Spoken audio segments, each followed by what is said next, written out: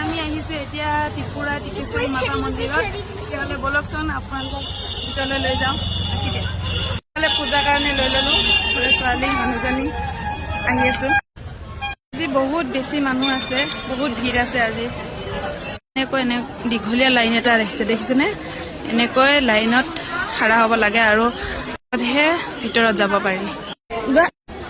বহুত বেছি ভিৰ আজি লাগিছে, কিন্তু মন্দিৰটো বহুত বেছি ধুনীয়া। চাওকচোন ইমান দীঘলীয়া লাইন দেখিছেনে? ইমান ভিৰ আজি চাওকচোন।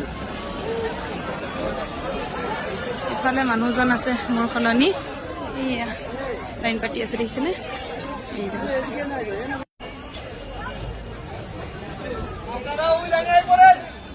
মানুহজনক থৈ মই লাইনত আছো। সম্ভৱ নহয় গাইজ, এনেকৈ এজন মানুহে লাইন পাতি থকাটো একদম মানে বহুত কষ্ট হয়। মন্দিৰ ভাগত বহুত বেছি প্ৰমাণ আছে, সেয়েহে ইমান মানুহ ভিৰ হয়, সদায় হয় ইয়াতে, আজি বুলিয়ে নহয়। আৰু এয়া হৈছে মোৰ মেইন মন্দিৰ ভাগ। আপোনালোকে তাৰ পৰাই সেৱা কৰক। আমি আহিলোঁ, বহুত কষ্ট কৰি আহিলোঁ গাইজ। ইমান ৰ'দত ৰখি ৰখি লাইন পাতি ৰৈ ৰৈছে। আমাৰ যেনেকৈ অসমত কামাখ্যা মন্দিৰটো বিখ্যাত, ঠিক তেনেকৈ ত্ৰিপুৰাত টিপেশ্বৰী মন্দিৰটো। আজি ভিডিঅ'টো ইমানেই আছিল, বাই।